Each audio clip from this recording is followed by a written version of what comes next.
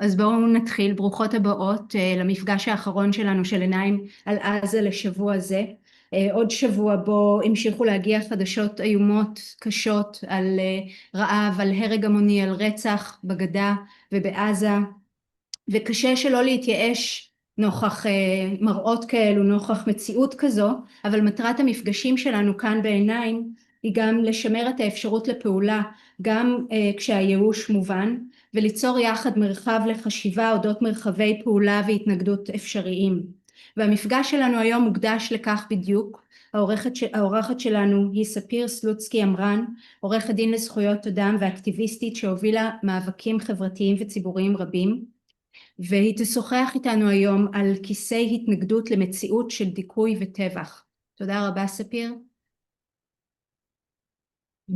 אז נעים מאוד, ואני שמחה להצטרף, גם אם הייתי מעדיפה שזה היה בנסיבות יותר משמחות. יש לנו זמן קצר, אז חשבתי פשוט לצלול לדברים. כשנשאלתי על מה אני רוצה לדבר, באמת אני חושבת שאנחנו כולנו מצליחות פחות או יותר להשיג הרבה מידע, אפילו באובר מידע, לגבי מה שקורה בעזה, ואולי יש פחות הבנה או איזושהי הצלחה עבורנו בשביל לתכנן ולהצטרף לפעולות קצת יותר אפקטיביות, או אני אגיד את זה אחרת, יש כל מיני דברים שקורים בשטח, אבל יכולה להיות איזושהי הרגשה שאני שומעת מהרבה פעילים ופעילות, ותיקים, כאלה שמצטרפים לאחרונה כי לא יכולים לשאת את המראות, איזושהי הרגשה כזו מה הטעם? מה הטעם לעשות דברים, מה הטעם לארגן, בין אם זה כנס, בין אם זה הרצאה, בין אם זה הפגנה, בין אם זה פעולה ישירה, מה הטעם. ומפה אני רוצה להתחיל בעצם את מה הטעם, ולהגיד מה אני חושבת שכן עוזר וכן אפקטיבי, ובכלל רגע להציע איזושהי הצצה קצרה לתפיסת העולם שלי לגבי פעילות פוליטית וחברתית. אז אני אתחיל ואגיד שבאמת קראתי להרצאה הזו כיסא התנגדות, כי אני רואה בפעילות שאנחנו יכולות לעשות כרגע כאיזושהי אפשרות ליצור כל פעם כיס, לחבל, להציג, לזמזם. היכולת שלנו כרגע להתנגד למציאות גם קשורה באיך אנחנו רואות את המציאות הפוליטית, ואני אציג בקצרה את הניתוח שלי, וגם ליכולת שלנו להתנגד לה בצורה אפקטיבית. האם אני חושבת שאנחנו יכולות לעצור כרגע, מי שבדיון, אנחנו כישראליות, את מה שקורה בעזה, באופן שבו היינו רוצות לעצור? כנראה שלא, אוקיי? נהיה ריאליות ונגיד כנראה שלא. אבל מה שאני כן חושבת שאנחנו יכולות לעשות זה כל הזמן לאתגר גם את עצמנו בפעילות שאנחנו עושות, וגם אחרים, ובעיקר את הציבור שנמצא סביבנו, ציבור ישראלי, יהודי, שלא בהכרח שומע את הדברים שאנחנו שומעות, שלא בהכרח חשוף לזה. אז בואו רגע נצלול לזה. מבחינת ניתוח מציאות פוליטי, אני חושבת שחלק מהדברים שמונעים מאיתנו לפעמים לעשות פעילות שהיא בעיניי יותר משמעותית או יותר משפיעה ולא רק מסמנת וי, זה איזושהי הרגשה של לאן עוד נידרדר, לאיזה תהום נגיע, לאן נוליך את הבושה. אלה דברים שאני מבינה אותם גם ברמה האישית, כי אני גם יכולה לחשוב ככה, אבל אני חושבת שכתפיסת מציאות פוליטית, מאוד חשוב להפנים שאין מדרון שאליו נגיע ושם נעצר. אנחנו נמצאות מול גורמים שאין להם בושה. אנחנו יכולות לחוות את הבושה בשמם, להתבייש בשמם, להתבייש בשם החברה, בשם היהדות, בשם הישראליות. אולי יש עוד כאלה שמתביישות בשם הציונות, אני כבר לא שם מזמן, אבל יש איזושהי תפיסה של לאן נוליך את הבושה, ואם אנחנו יוצאות מתוך נקודת הנחה שמי שמולנו לא מתבייש, וגם אין איזה מדרון שהוא מנסה לא להגיע אליו, הוא רוצה לדרדר כמה שיותר, לשם הוא חותר, לשם הגופים שמולם אנחנו פועלות, ארגוני ימין משיחיים, גזעניים, ממשלה שדוגלת בעליונות יהודית. אם אנחנו יוצאות רגע מתוך נקודת הנחה ששם הן נמצאות, אז אנחנו גם צריכות להיאבק ולהתארגן בהתאם. וזה אומר ליצור כיסי התנגדות שהם אפקטיביים ברמה הזו, ולא להמשיך לעשות פעולות או כל מיני מהלכים שדומים לדברים שעשינו לפני 10 שנים, לפני 20 שנה, שעשינו במלחמות קודמות, כי אנחנו לא שם, זה כבר לא מלחמה. אנחנו לא יכולות להתנהל באותה צורה, להגיב באותה צורה, לדבר באותה צורה. ולכן אני חושבת שניתוח המציאות רגע חשוב, כדי שאנחנו נדע איך להתארגן בהתאם. זה דבר ראשון. עכשיו, אם אנחנו מנתחות ושותפות למציאות כמו שאני רואה אותה כרגע, אז זה אומר שאנחנו יוצאות ממצב של מאבק למצב של התנגדות. שזו התנגדות שהיא התנגדות קצת כדרך חיים, התנגדות בכל מה שאנחנו עושות. ואני רואה את זה כהתנגדות, התנגדות שאני חושבת שהיא אפקטיבית. יש בה אפילו גישה קצת מיסיונרית, כי כל הזמן מצד אחד מתעמתת, מצד שני כל הזמן מנסה לצרף את הציבור, את הקולגות, את החברים, את המשפחה. ואני רואה את זה ככיסא התנגדות, כי בעיניי זה ממש כל פעם כמו לפתוח איזה כיס אוויר כזה ולחדור לתוכו. כל פעם ליצור איזה כיס שאפשר להשתחל עליו, לחבל, לאתגר, ליצור איזשהו זרע של ביקורתיות, זרע של פורענות, לא יודעת איך להגדיר את זה, ומשם להמשיך הלאה ולהמשיך לטפח את הזרעים האלה, את הכיסים האלה, בשביל באמת לעודד יותר ויותר אנשים להצטרף שלא בהכרח חשופים. אז בעיניי זה גם לפעול הרבה פעמים בתוך המרחב הציבורי ולא לוותר עליו, כמו שהרבה פעמים נורא מתקשות לעשות, או נשארות באמת במרחב הווירטואלי, או שנמצאות בתוך קבוצות מאוד קטנות. עכשיו בטח, אני באה בדיוק לתת דוגמאות, כמה דוגמאות שאני חושבת שאפשר לעשות ולהצטרף כבר עכשיו. לדוגמה, מתחילת חודש מאי האחרון, אנחנו מאורגנות כקבוצה, שהיא קבוצה אזרחית, עצמאית, שהתחלנו כקבוצה של פעילות, להגיע מדי שבוע, לפחות פעם בשבוע, ולעמוד עם תמונות של הילדים שנרצחו בעזה, וקריאות מפורשות לסירוב, ופליירים והסברים על למה אנחנו רואות את הסיטואציה בצורה כזו שמצריכה סירוב, מחוץ לבסיסים של חיל האוויר. מחוץ לבסיסים של חיל האוויר, בפנייה ישירה לטייסים ולבני משפחותיהם, בפנייה ישירה לחיילים שנמצאים שם. אין ספק שזה מוציא מאזור הנוחות, אין ספק שהם לא בהכרח, רוב האנשים אוהבים את הנוכחות שלנו שם, אבל הם לא יכולים להישאר אדישים אליה. היא מאתגרת אותם, היא מכריחה אותם לצלם, היא מכריחה את הדיון הזה שיקרה, גם אם זה דיון שהוא שונא ומקלל ומכפיש ואנחנו בוגדות ולא משנה מה, הדיון הזה מתקיים.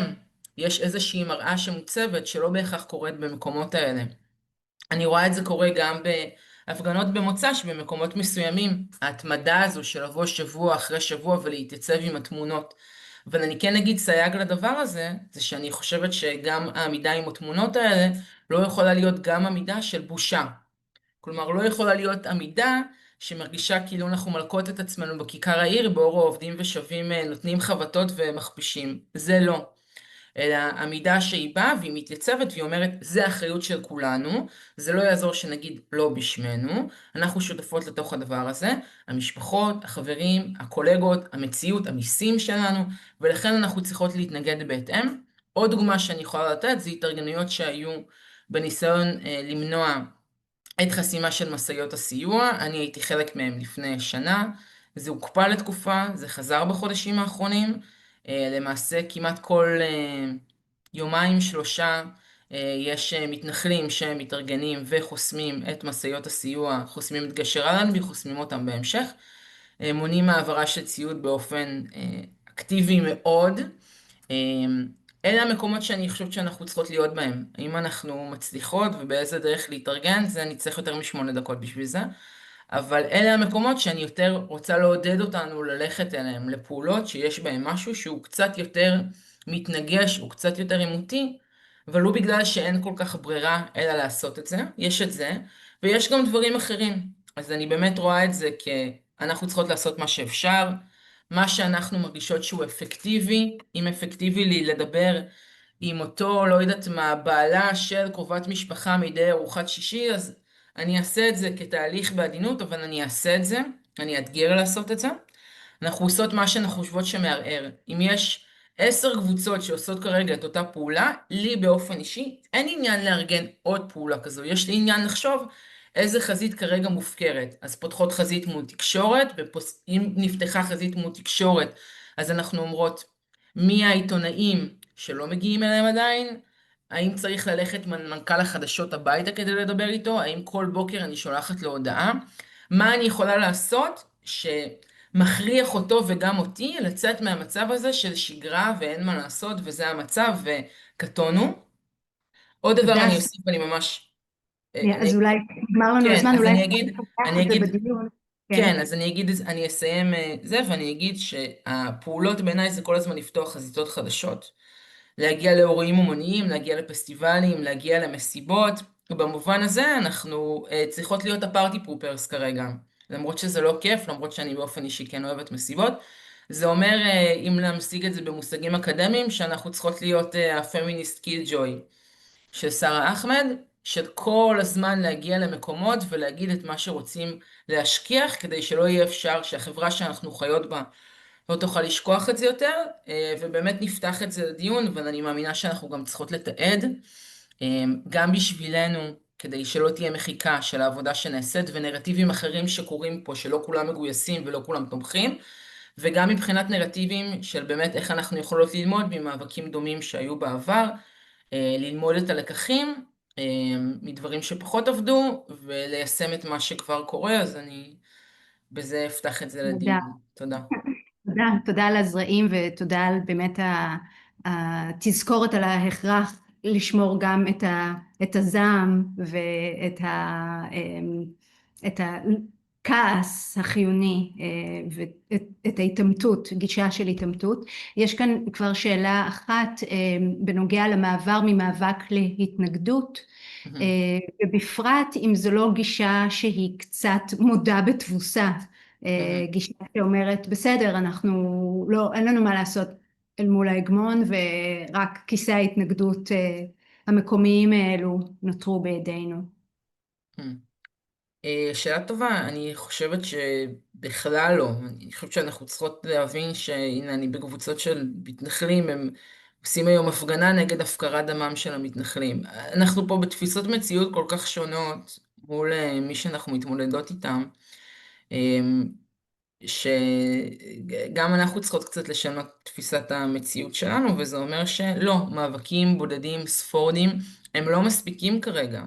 כלומר, זה מוקלט, אז אני לא אגיד מה אני חושבת שצריך לעשות, אבל בגדול, הם לא מספיקים כרגע ברמה הזו שהם מספיק מדרבנים, שהם מספיק משפיעים על המציאות. אנחנו רואות שאפילו קבוצות של משפחות של חטופים, שאפילו הם היו אמורים להיות בקונצנזוס, נאלצים כל הזמן להגביר את רף ההתנגדות שלהם, כבר זה לא מאבק, זה רף התנגדות, כי הם מתנגדים למציאות וקובעי מדיניות שאומרים, בסדר, באסה שנחטפו, אין מה לעשות, הם צריכים להקריב את עצמם עבור עם ישראל המבורך.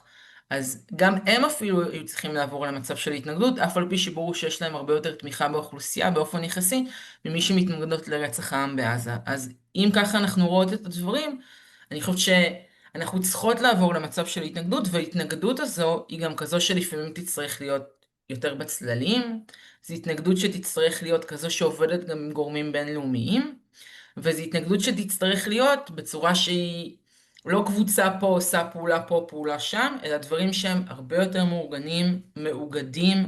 אין הרבה כוח שנמצא כרגע, לא יודעת איך להגדיר את זה, בשמאל העצמאי נקרא לזה, אז הכוח שכן קיים, כל הזמן לחזק אותו, למנוע שחיקה, זה גם בתוך בעיניי מקום של התנגדות, למנוע שחיקה ולשמר את מי שקיים, אבל לא לוותר על איך נגיד את זה? כמאמר חז"ל, שאני מאוד אוהבת את המשפט, שלא עלינו המלאכה לגמור ולא אנחנו בנות חורין להיבטל ממנה.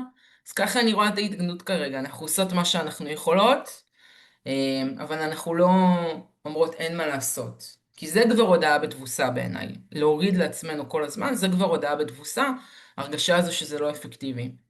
אין לדעת מה אנחנו עושות שישנה, בגלל זה אני מאוד אוהבת ארכיונים, כי אנחנו יכולות לראות בדיעבד. אבל כרגע לא יודעת מה ישנה. יש דברים שרואות יותר, יש דברים שפחות. ככה זה מאבקים חברתיים ופוליטיים. זה דבר שהוא ממושך. יש כאן שתי שאלות קונקרטיות ואחר כך שאלה יותר עקרונית מעידו. אז השאלה הראשונה היא איך אפשר להתנגד מרחוק, אנשים שלא נמצאים בישראל כרגע, מהמם. והשאלה השנייה היא איך את רואה את העבודה מול הגורמים הבינלאומיים. אולי אפשר גם לחשוב עליהן יחד. כן, אז אני רואה את בוא נגיד, רגע עם העבודה שלנו פה, זה לפעול מול העם שלנו, מול דמנו, אוקיי? כדי להוכיח אותם על התנהגותם והתמיכה שלהם במה שקורה וההשתתפות הפעילה. אז ברמה הבינלאומית, אני חושבת שיש חוסר מאוד גדול בקולות מגוונים גם, גם קולות מגוונים, לא רק של ארגוני חברה אזרחית, אנשים עם אנגלית רהוטה, אלא קולות מגוונים שהם מציגים את מה שקורה, ולכן אם יש מי שנמצאים בחו"ל ואינם נמנים על הגופים האלה, אז כן, לנסות לאתגר את עצמם, יותר לדבר, יותר לספר, כדי שיראו שיש איזה רקע מגוון להתנגדות, והתנגדות יותר רחבה אל מה שקורה.